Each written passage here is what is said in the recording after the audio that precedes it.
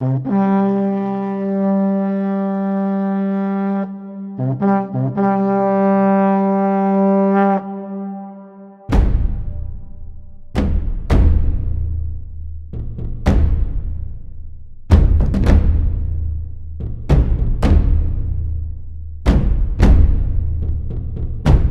will say this with no humility, zero humility. The thing with my heart is like, and I'm very grateful to be able to do that, is that whenever you like it or hate it, you will always have a reaction.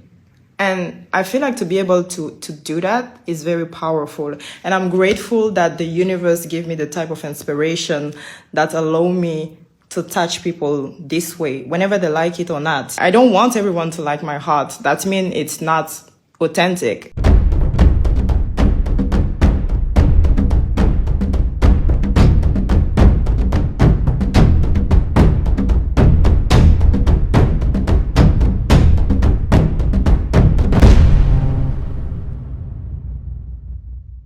Hello, my name is Sobia from Sobia Ray, and you're watching my channel. I make videos about art, healing, commentary. Welcome to the first episode of my channel where we're standing up for the camera. I need to put on my glasses because we're gonna get studious. Today we're gonna be talking about how an artist broke the internet. This is something that I've always wanted to do in the best way possible, but this woman was able to do it with her paintings. She's already pretty known for her styles for her hair, but there have been some grotesque imagery going on, right? That more or less has to do with the societal view on women. Let's dive into who is Laetitia Kai. No, who is she? Like, well, do we know her? You should, if you don't. Okay, excuse me, I have my script here. Her paintings have recently gone viral on the internet for its grotesque imagery. People have called her art hideous, tasteless, wrote it off just because of its nudity. The most common criticism is that it's witchcraft somehow. Let's talk about it. So the best way that we can understand Laetitia Kai is to dive deep into her backstory. There's a lot of information about her, and people are so quick to jump to conclusions without doing the research into the art itself. Now, Laetitia Kai is from a country in West Africa on the Ivory Coast, Côte d'Ivoire. Ever since she was a child, Laetitia Kai suffered with a lot of body image issues. It was already pretty difficult being younger than all of her peers, considering that she started school earlier than everyone else. And there was a standard of beauty that she found it difficult to live up to. But that being said, the girls around her were more developed. They practiced bleaching their skin. I can only imagine how insecure somebody could be as a 9-year-old, seeing everyone around you do these things to make themselves look more beautiful, and then everyone agreeing, yeah, that's beautiful, that's pretty, yeah, you look cute with your skin so light, you look all cute with your body all curvy, your ass so fat and your boobs so big, you so thick, baby, ooh, you look good, you look sexy. And then she's over here, naturally a slender, slim girl, walking around like, but what about me? Then colorism comes into play, where the girls with the lightened skin, they're like, nah, your skin's too dark, you're not curvy, you know? Even the guys are like, nah, we're not fucking with that. There are people that say being skinny, you have a privilege because you're naturally pretty in society's eyes, but society's perspective on beauty is always changing. So can you really blame me for feeling insecure about being skinny when there's everyone around me telling me that I should be thicker?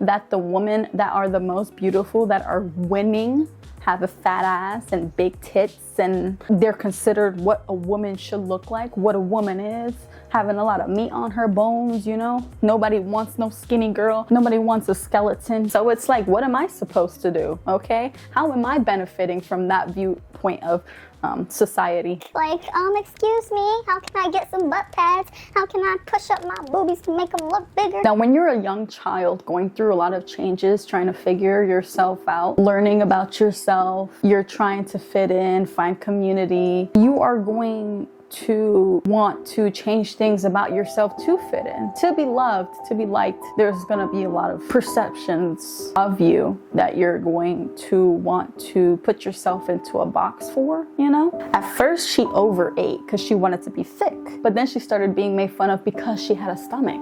So then she's like, all right, well, this ain't it. By 13 years old, she became bulimic and anorexic. It was not good for her. She was a lost girl crawling through the trenches of societal expectation and oppression. Now, she needed to find a way out of her illness. What are some other ways that we can feel beautiful? How can we love ourselves, right? It was pretty normalized for women to relax their hair since she is an African woman. A lot of her and her family's hair are very kinky, like very, very curly. So it's kind of hard to maintain, but also it's deemed as unkempt in society's view. If you don't know what relaxing your hair is, it's basically a chemical process to make your hair look more tame.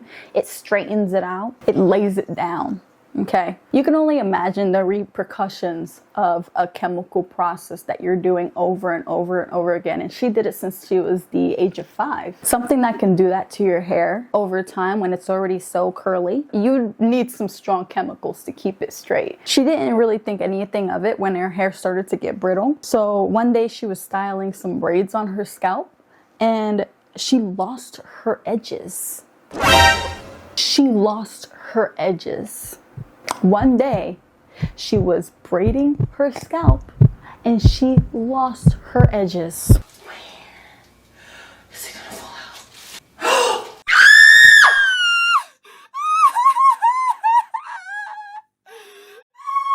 Now, if you know anything about growing up with your hair being braided into cornrows, you know that they do that shit so tight. And you know that shit hurts and it will pull your scalp hard. Now, considering the damage that had already been done to her hair from the relaxant, imagine pulling the brittle, stretchy hair already on top of that damage. It's gonna pull some hairs out. She lost her edges over it, you know? Like, that's... I don't know what I knew, girl. Oh my God. I bet she was screaming. We can't keep doing this. You know, we can't keep using these relaxants. There has to be another way. At 16 years old, Laeticia actually dove deep into the internet looking for answers, looking for ways to grow her hair out. And she found the Black American natural community. It was there where she learned to embrace her Black beauty, her hair, her dark skin, and her rich culture. Hallelujah. We love it. We love to see it. She says that despite living in a country full of Black women, she had never before seen a Black woman with natural hair, just rocking it like that. Laeticia soon began to realize that a lot of the standards of beauty that we set for Black women merely come from a westernized idea of what that is. Light-skinned, straight hair. These are all ideas coming from a post-colonized world. On one fateful day, she viewed a photo album of African women prior to colonization. And she was inspired by all of the intricate hairstyles that they would create. And she wanted to recreate them for her own hair.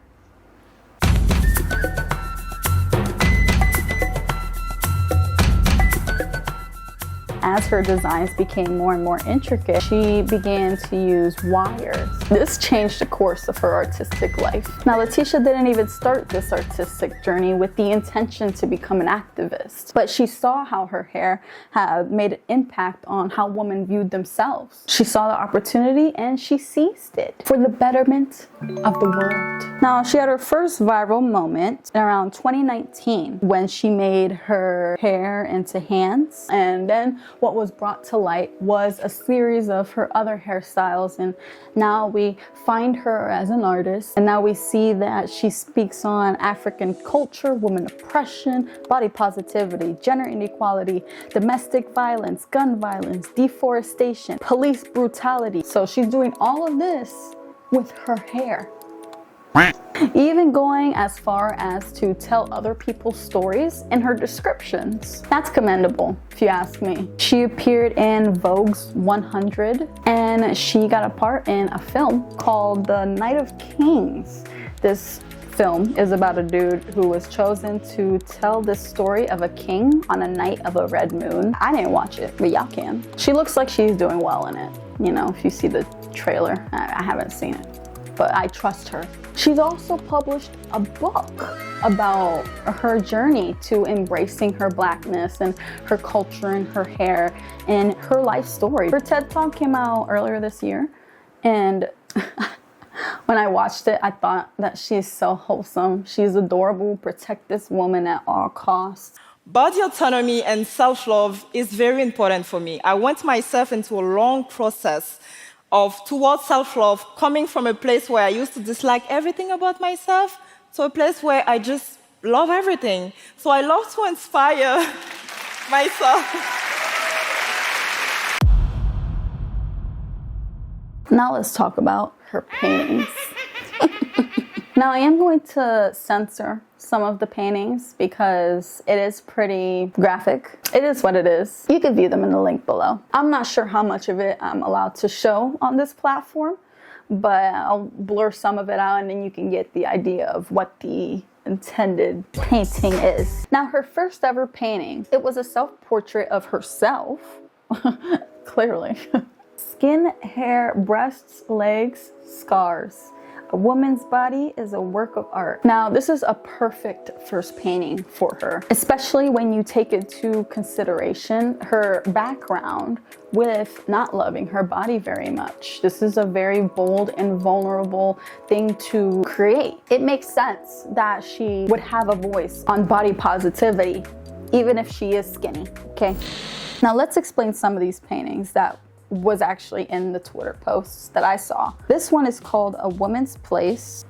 This one's kind of funny to me because, you know, the female body is doing some crazy things. All right, I'm gonna take off these glasses because I don't like the glare. So let's look at this painting, really. This painting is of a woman who is cooking with her boob and her tota, you know? Damn, that's crazy detailed. Now, I'm not gonna lie, this is a crazy image, right? This is a wild painting, and off first glance, you're like, oh, what the you know what I mean? Like, what is that?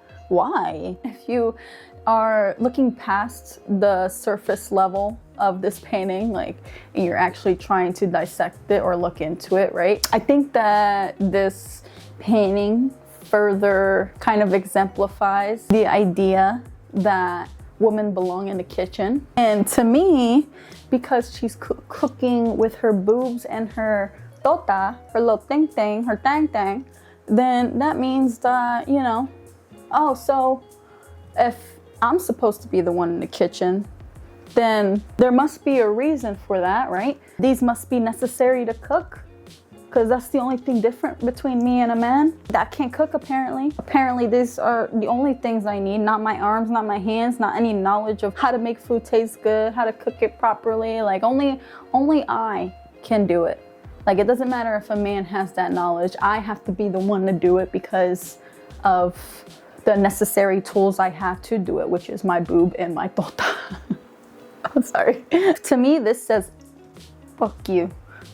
Like to that ideology. It says fuck you to that. I like that about it, you know? Yeah, it's exactly what I thought. Okay. If logically our place is only theirs because we surely cook with attributes men don't have, it's the only way to cook that makes this assertion logical. I did not read this description before I started filming this video, so I'm glad I came to the same conclusion that she had when she painted this. I'm gonna be honest, I want this painting in my kitchen. just because.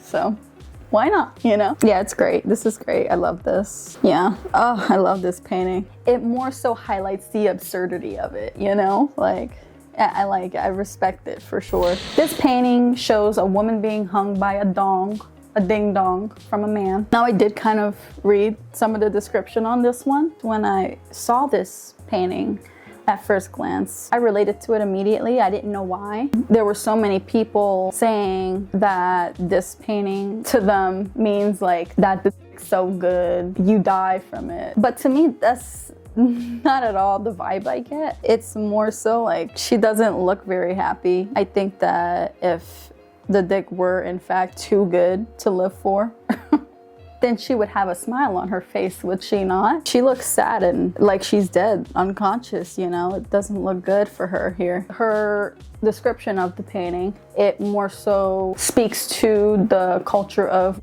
because rape kills and destroys lives, it is everyone's duty to fight and abolish rape culture.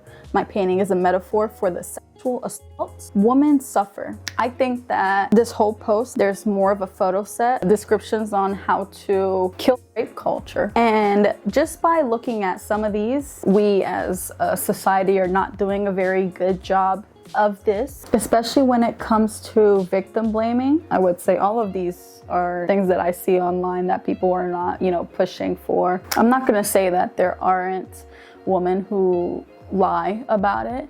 I'd say it's probably a small case of them. It's weird to try to put something in place to punish women who lie, because there are many cases where it's kind of hard to even be proven true. Even if they are true, if we're being honest here and realistic, a lot of the women that do come out that are raped, molested, sexually assaulted, a lot of those cases don't get pushed through all the way.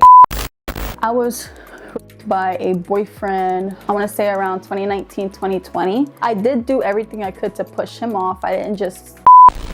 I want to say rape is so normalized that it will just happen to women. They won't even realize that it is what it is, especially in an environment where relationships are close. That's where I would say it happens the most because of all those pressures, especially with the culture of victim blaming. If it happens to you, make sure you do something about it immediately. No matter how hard it might be to actually speak up, you should absolutely find a support system to help you speak up and move along with the process, because I think that's also part of the reason why I didn't say anything about it, was because I didn't tell anybody and I didn't have a real support system at the time. They don't know anything and I have a lot of shame about it, so I'm not gonna say anything, and it's a whole complicated thing, and it's because of this culture that causes so much confusion. There are a lot of people online that was saying, that was trying to say that her work is just witchcraft. Is it, you know? Like, I'm thinking, how? Where do you get that from? Because even she says, they're like, this is not an artist, this is a witch. So you mean you see it? So you mean you see I'm a witch? I am. I am. Mm-hmm. You can tell that through that? That's crazy.